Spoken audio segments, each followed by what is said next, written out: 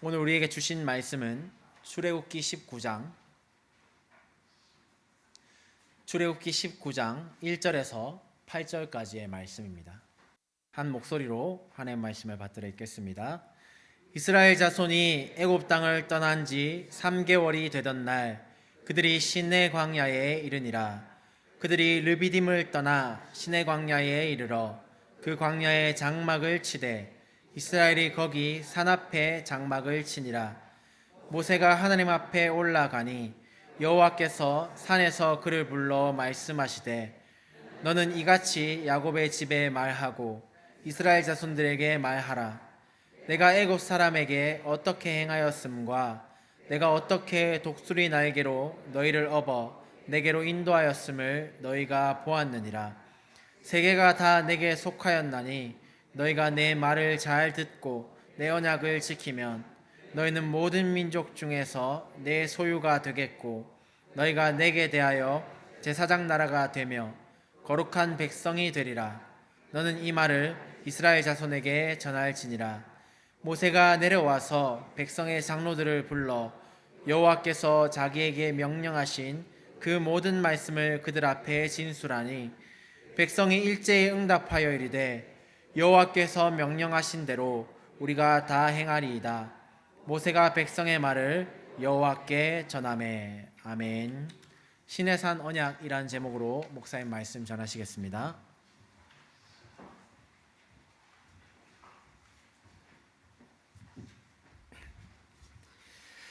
할렐루야. 우리 전호자와 성도들과 인사할까요? 사랑합니다. 축복합니다. 인사합시다. 주일 말씀을 통하여 창세기에서 신명기까지 왔는데 오늘부터 출애굽기로 돌아가서 다시 몇 줄을 살펴보려고 합니다. 출애굽기 19장, 20장의 시내산 언약과 또 십계명에 관한 말씀을 살펴보려고 합니다. 이 내용이 우리 신앙생활에 아주 중요한 핵심적인 부분이기 때문에 그렇습니다.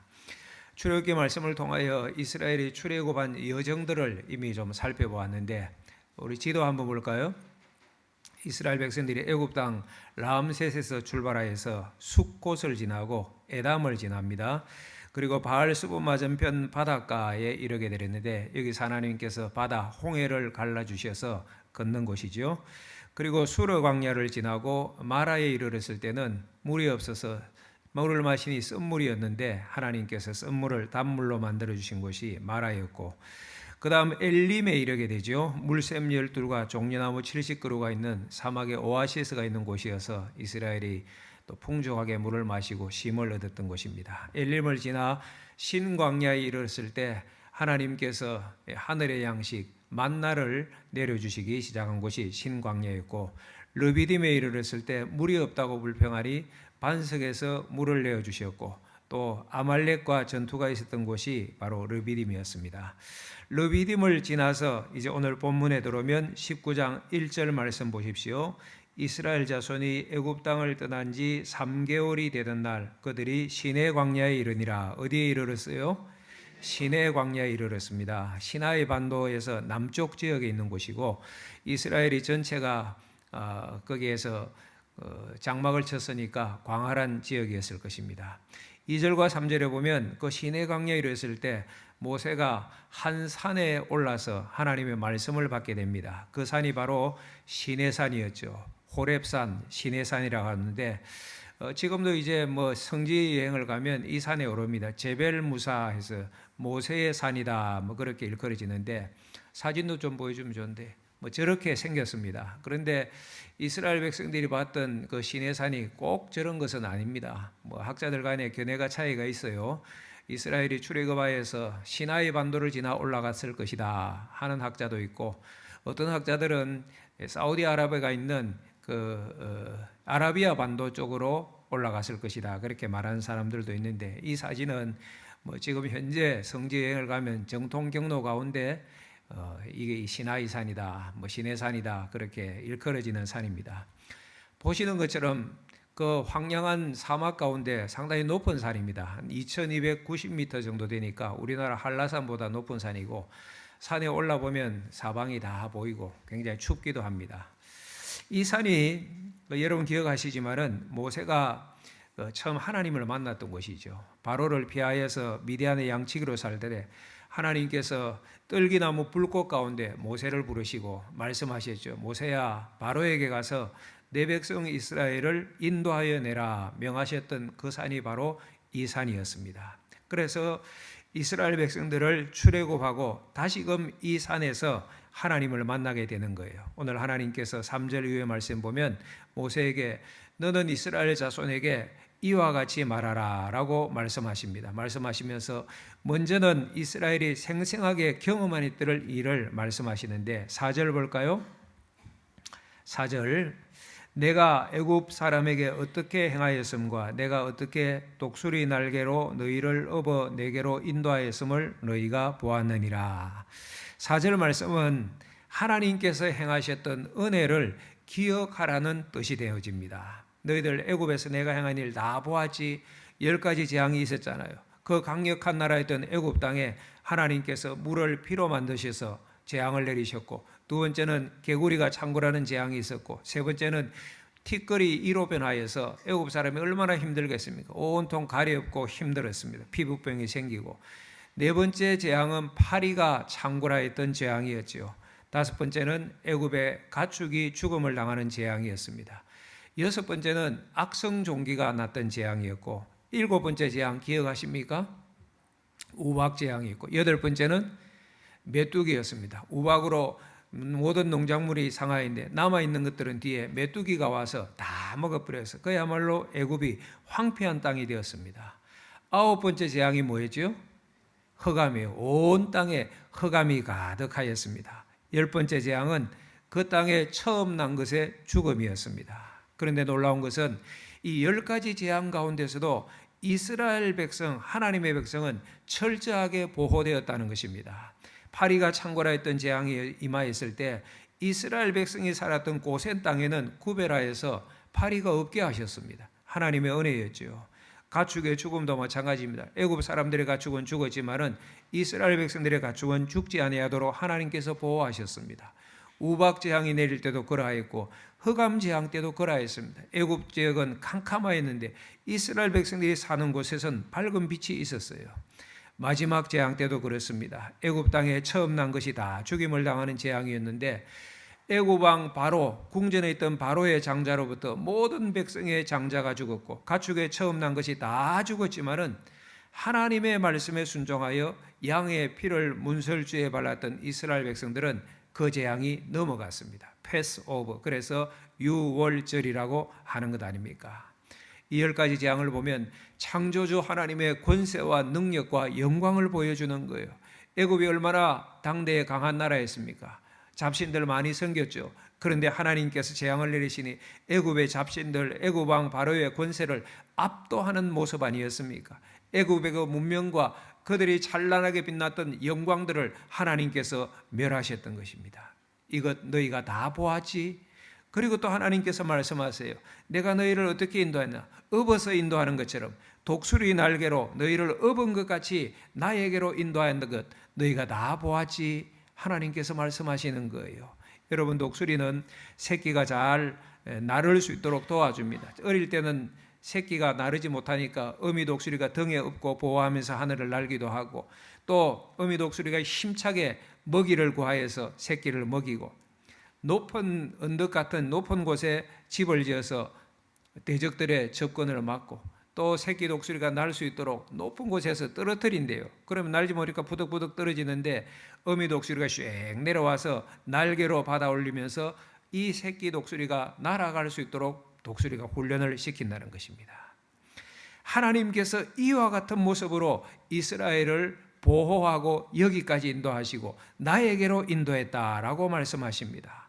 홍해를 갈라주시고 만나를 통하여 먹여주시고 불기둥과 구름기둥으로 그들을 인도하여 주시고 반석에서 물을 내어주시고 이렇게 보호하여서 나에게로 인도하였다. 누구에게로 인도한 거예요? 하나님께로 인도한 것이죠. 이스라엘. 크신 은혜입니다. 사랑하는 여러분, 저와 여러분도 하나님이 행하신 은혜로 여기까지 온 줄 믿으시기를 축복합니다. 하나님께서 때로는 안아주시고 때로는 독수리 날개로 업어서 하나님 품으로 인도하셔서 우리가 지금 이 자리에서 하나님 예배하고 구원의 반석 위에 서 있는 것입니다. 저와 여러분 좀 환경은 다르겠지만 사람마다 돌이켜보면요, 살아오면서 그때 죽었어도 이상하지 않아 그런 일들을 몇 번씩은 경험하는 것 같아요. 저도 돌아보니 한 두세 번 있었습니다. 지금은 기억조차 희미하지만 그때를 생각하면 정말 아찔한 상황이었는데 이상하게 몸 하나 상하지 아니하고 여기까지 왔잖아요. 하나님의 은혜이지요. 또 어떤 분들은 어떻게 예수 믿게 되었습니까? 이전에 예수 믿을 마음이 정말로 없었는데 어느 순간부터 걷잡을 수 없는 상황 가운데 하나님께서 밀어넣으셨어요. 고통과 절망의 그 상황에서 하나님께서 업으셔서 당신께로 인도하고 믿게 해주셔서 이 자리에 앉아 있는 거예요. 하나님의 은혜죠. 감사하시기를 바랍니다. 사랑하는 여러분, 이스라엘이 이와 같은 은혜를 입었다는 거예요. 그거 생각해라, 기억해라. 그러나 과거의 은혜로 끝이 아닙니다. 오늘 말씀해 보면 과거에 이와 같은 은혜를 베풀었을 뿐만 아니라 오늘 이 자리에서 하나님께서 모세와 또 이스라엘 백성들과 다시금 언약을 맺으시면서 축복을 약속해 주십니다. 5절과 6절 말씀 볼까요? 하나님께서 맺으시는 언약 그리고 축복의 내용 같이 읽겠습니다. 세계가 다 내게 속하였나니 너희가 내 말을 잘 듣고 내 언약을 지키면 너희는 모든 민족 중에서 내 소유가 되겠고 너희가 내게 대하여 제사장 나라가 되며 거룩한 백성이 되리라. 너는 이 말을 이스라엘 자손에게 전할지니라. 이와 같은 하나님의 뜻을, 명령을 모세를 통하여 이스라엘에게 전하여라. 여러분 5절을 다시 보십시오. 하나님께서 언약을 맺으시면서 세계가 다 내게 속하였나니 이 말씀은 뭐예요? 세계가 다 속하였으니까 이스라엘도 당연히 누구에게 속했다? 하나님께 속했다는 의미가 되는 것이죠. 그 다음 말씀, 너희가 내 말을 잘 듣고 내 언약을 지키면 누구의 언약이에요? 내 언약이라고 했어요. 하나님의 언약입니다. 이스라엘 백성들이 졸라서 하나님 저하고 언약 맺어주세요, 여기에 약속 사인해 주세요, 그렇게 한 것이 아니라 하나님께서 언약을 맺어주신 거예요. 자기 백성의 유익을 위하여서 하나님께서 언약의 율법을 주실 것입니다. 여러분, 하나님과 이스라엘이 맺은 이 시내산 언약은 하나님께서 다 하셨어요. 하나님께서 언약의 내용도 정하시고 하나님께서 언약의 대상도 부르시고 하나님께서 부르셔서 언약을 체결하시고 뿐만 아니라 언약을 지키시는 분도 하나님. 이스라엘은 배신하고 언약을 거역한 일이 많이 있었지만은 하나님께서는 끝까지 이 약속을 신실하게 지키시고 뿐만 아니라 오늘 본문에 보면 이 언약뿐만 아니라 언약을 지켜나갈 때에 주시는 특권, 축복까지 약속해 주신 거예요. 그러니 이스라엘 백성들이 하나님의 언약을 잘 듣고 지키는 것이 당연한 일입니다. 당연한 일이었어요. 여러분, 오늘 약속된 말씀 가운데 이스라엘이 하나님 주신 언약을 지키면 어떻게 되느냐? 5절 말씀 보십시오. 중반절에 보면 모든 민족 중에 내 소유가 되겠고, 먼저 주신 축복은 하나님의 소유가 되는 것입니다. 여기서 소유라는 단어는 세굴라, 귀중품, 보물이란 뜻이에요. 여러분에게도 소중한 것이 있지 않습니까? 그러면 잘 간직하고 또 자랑하고 그런 소중한 보물들이 있잖아요. 이스라엘이 하나님에게 보물 같은 존재가 된다는 것입니다. 내가 너희를 나의 보물 같은 존재, 보배로운 존재로 취하겠다라고 말씀하시는 거예요. 여러분, 지금까지 이스라엘이 어떤 모습이었어요? 애굽 사람의 종이었잖아요. 400년 동안. 그 신분이 애굽의 소유, 애굽 사람의 소유였는데 아니다.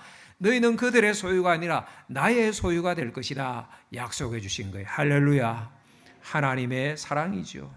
두 번째는 내게 대하여 제사장 나라가 되며, 어떤 나라가 되며?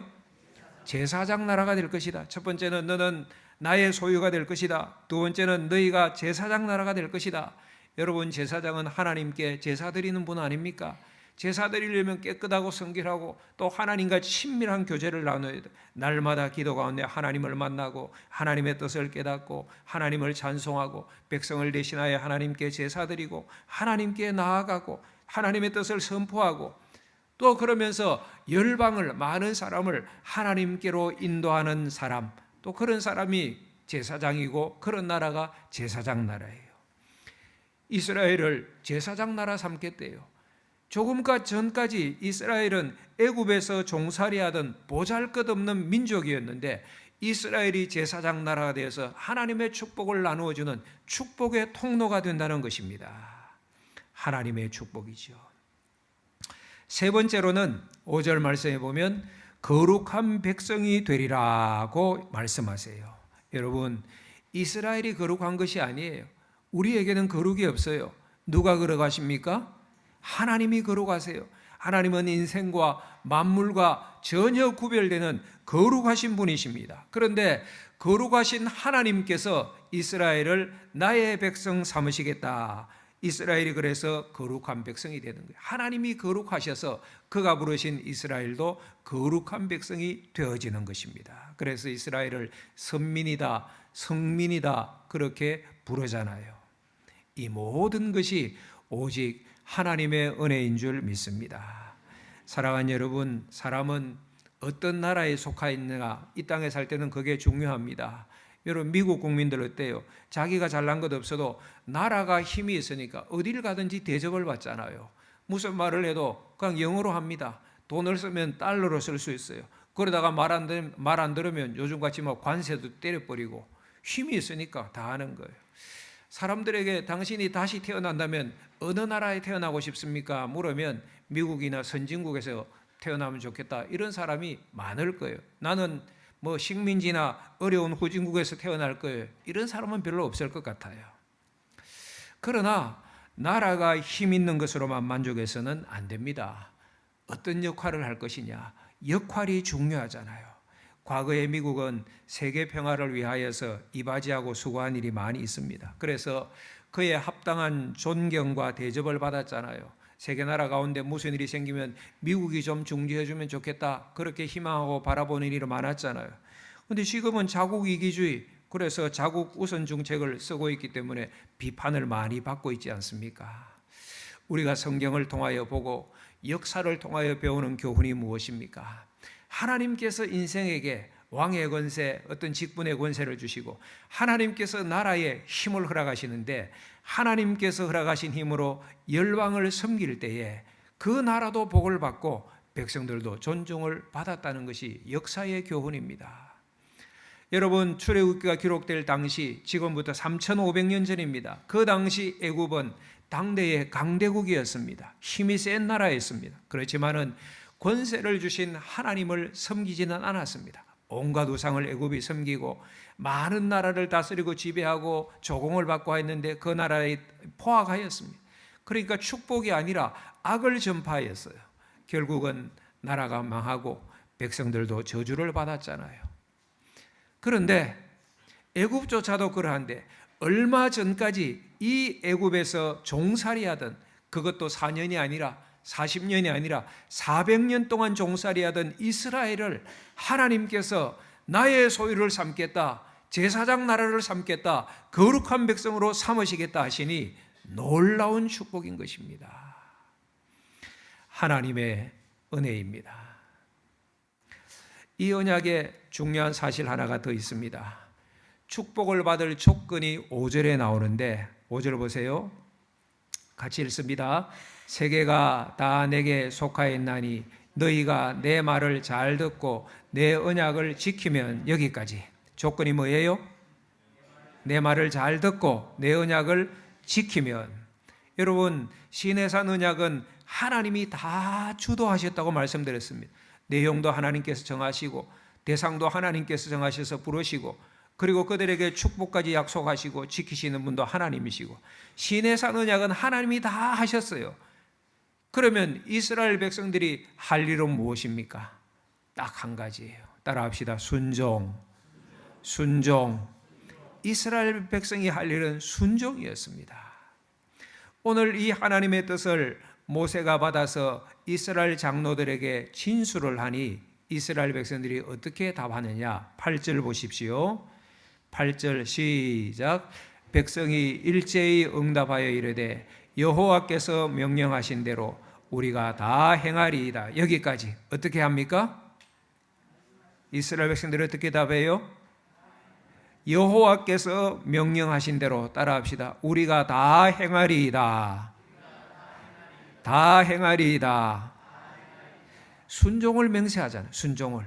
그러니까 아멘 한 것이죠. 하나님께서 말씀하실 때 이스라엘 백성들이 아멘 그렇게 하겠습니다. 믿습니다. 한 것이었습니다.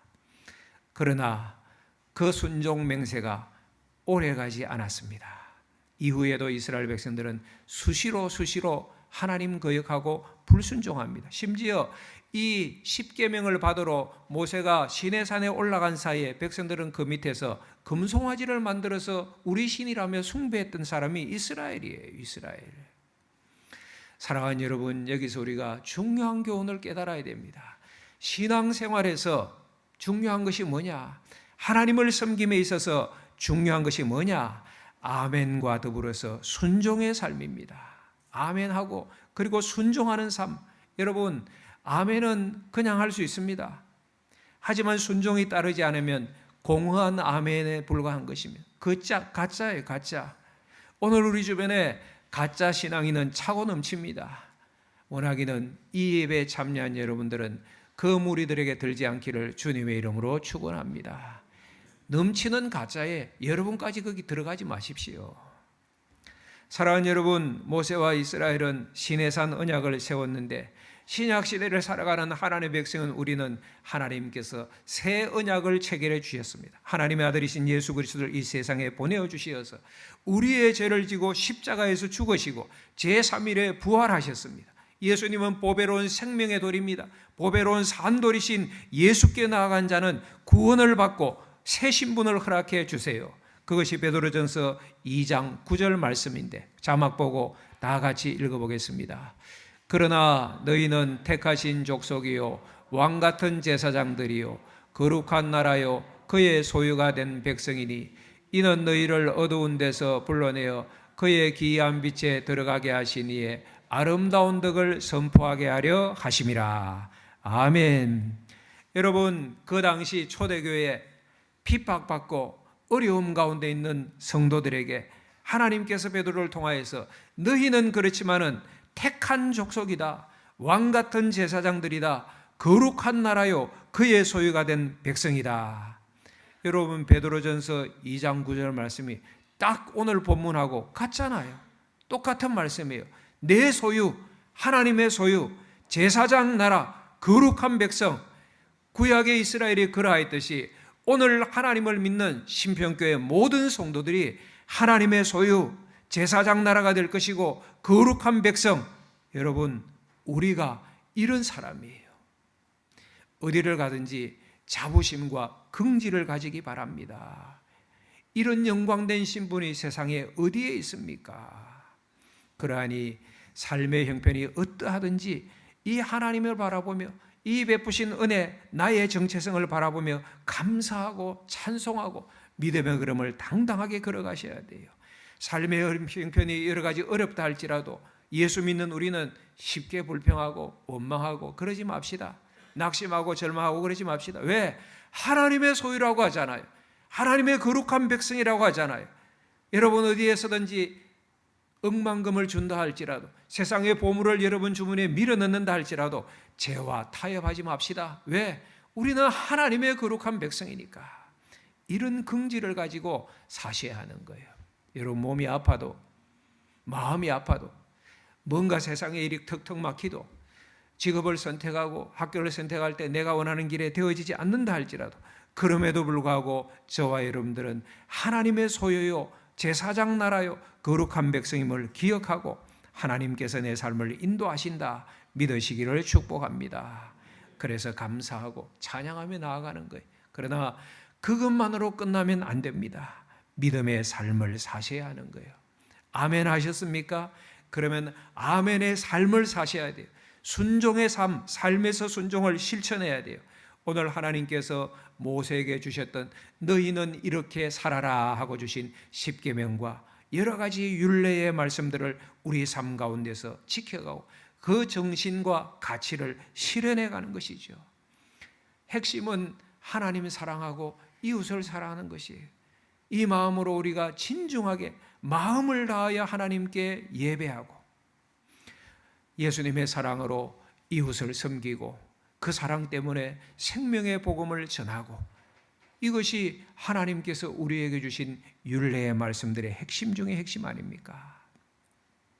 그런데 안타깝게도 순종해야 되는데 이 순종이 잘 안 돼요. 여러분, 지난 주간은 어떠하셨습니까? 하나님 사랑하고 이웃 사랑하는 삶을 잘 사셨습니까? 잘 안 돼요. 오늘도 대표기도 하셨고 시간마다 주일 오전에도 주일 오후에도 수요일에도 대표기도 하시잖아요.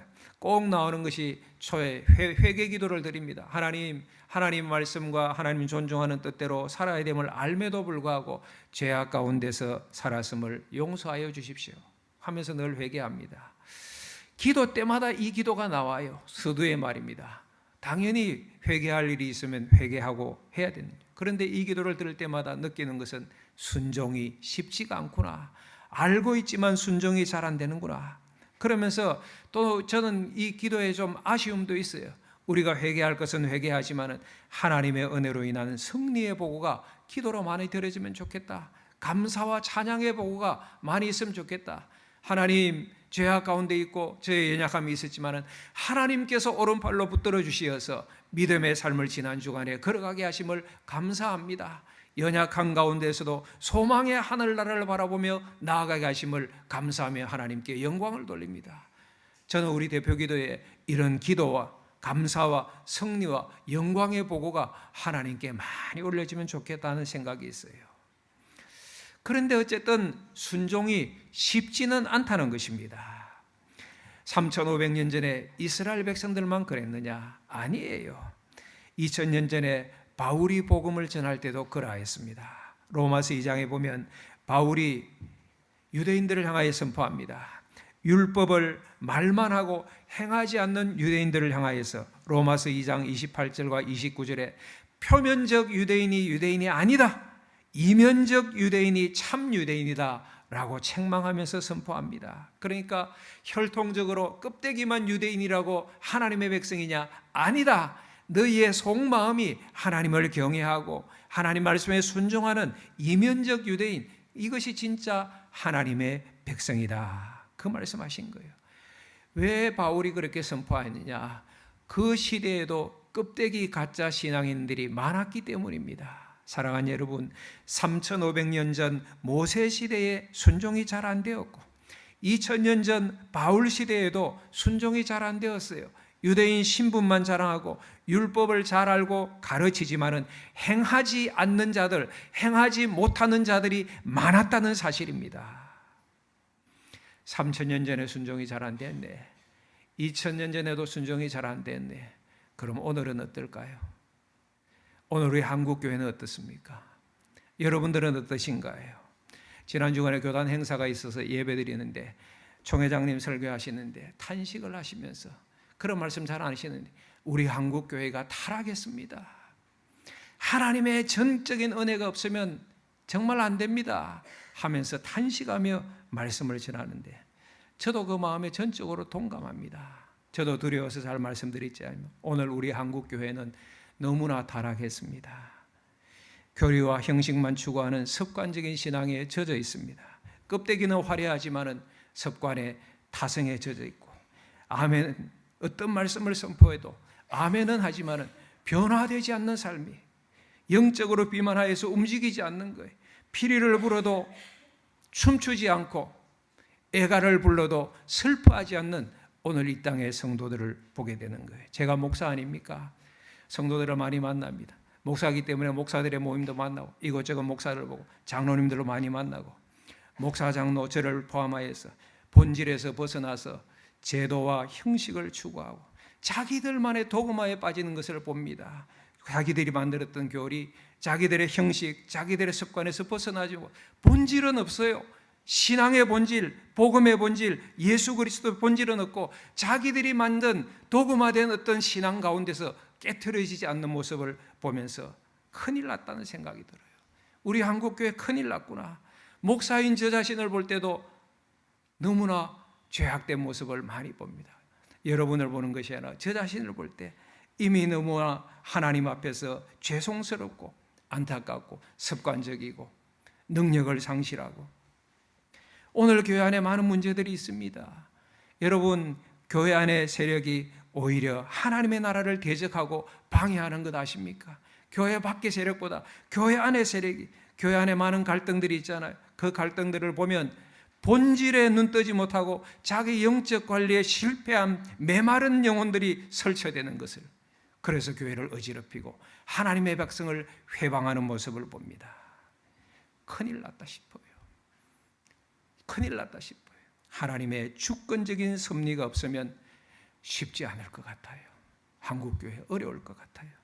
영적 부흥을 위한 정말 사생결단의 몸부림 없이는 변화가 쉽지 않겠구나. 저도 기도하면서 자주자주 이 느낌이 옵니다.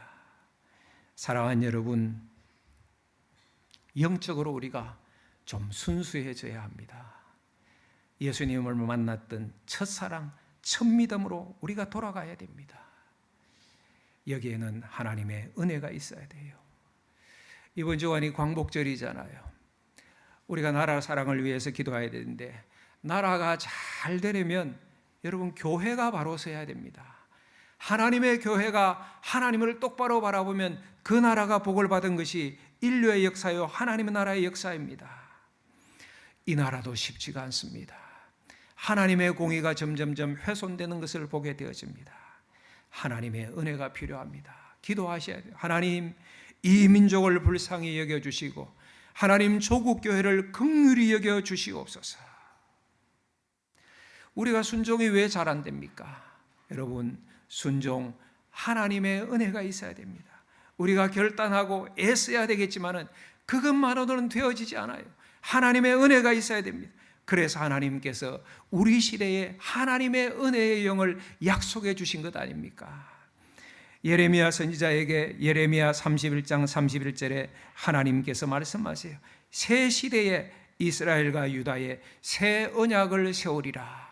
새 언약을 세우리라. 옛 언약이 있었는데 이스라엘이 잘 지키지 못한 거예요. 깨트려 버린 거예요. 그래서 새 언약을 세우리라. 새 시대에. 33절에 가면 그 언약에 대해서 말씀하시는데, 그러나 그날 이후에 내가 이스라엘 집과 맺을 언약은 이러하니 곧 내가 나의 법을 그의 속에 두며 그들의 마음에 기록하여 나는 그들의 하나님이 되고 그들은 내 백성이 될 것이라. 구약의 백성들은 돌판에 하나님의 계명을 주었는데 이스라엘이 파기해버리고 잘 지키지 못하여서 새 시대에는 하나님의 법을 너희의 마음에 심어주겠다, 너희의 속에 심어주겠다, 그렇게 약속해 주신 거예요. 구약의 말씀은 강제성이 있고 법적 강제성이 우선되었지만 새 언약 시대에는 자발적인 순종의 요소가 보강이 되어지는 거예요. 너희들이 스스로 지켜갈 수 있도록 자발적인 마음으로 순종하고 기뻐할 수 있도록 너희의 마음을 주장하겠다. 여러분, 이 관계를 유지시켜주는 핵심이 성령님이십니다. 이 관계가 되게 하시는 핵심 중에 핵심이 성령님이세요. 이것을 에스겔 선지자에게 하나님께서 말씀하셨어요. 에스겔 26장 26절 말씀, 또 새 영을 너희 속에 두고 새 마음을 너희에게 주되 너희 육신에서 굳은 마음을 제거하고 부드러운 마음을 줄 것이다. 우리의 마음이 딱딱해져 굳어져서 돌 같은 마음이 돼서 어떠한 말씀이 선포되어도 변화가 없어요. 감동이 없어요. 은혜가 없어요. 영적으로 졸고 있어요. 그런데 하나님께서 그 마음을 부드럽게 만들어 줄 것이다. 너희의 굳은 마음을 새롭게 할 것이다. 너희 속의 마음을, 너희 속에 내가 말씀을 주고 새 영을 부어줄 것이다. 성령님을 말씀하시는 거예요. 여러분, 성령을 사모함 없이는 신앙의 순종 없습니다. 성령 안에 거함이 없이는 아무리 교회에 나와도 껍데기일 것입니다. 오늘 이 예배 참여한 여러분, 정말로 예수 믿기를 원한다면, 하늘 백성으로 살기를 원하신다면 간절한 마음으로, 더 간절한 마음으로 매 순간마다 성령님을 사모하십시오. 성령님을 의지하십시오. 선택의 순간에 있을 때에 내 생각이 아니라 믿음의 생각, 믿음의 말, 믿음의 손으로 믿음의 순종을 선택하십시오. 그러면 그 길을 성령님께서 도우십니다. 신앙은 아멘 고백으로 끝이 아닙니다. 신앙은 한 번의 결단으로, 한 번 과거에 은혜 받은 것으로 끝이 아닙니다. 지속적인 응답과 지속적인 순종이 계속되어야 됩니다. 그래서 우리는 날마다 기도하는 것입니다. 그래서 우리는 날마다 하나님의 말씀을 가까이 하는 것입니다. 그래서 우리는 날마다 열심을 다하여 하나님을 찬송해야 하는 것입니다. 그리고 은혜 받은 대로 작은 것 하나라도 순종하는 것입니다. 그럴 때 주의 성령께서 우리를 다스리는 거예요. 오늘 예배 참여한 모든 성도들은 매 순간마다 말씀과 기도와 찬양과 순종으로 성령님을 사모하고 성령 충만함으로 순종의 열매 맺으시는 진짜 신앙 되시기를 주의 이름으로 축복합니다. 우리 찬송하고 주신 말씀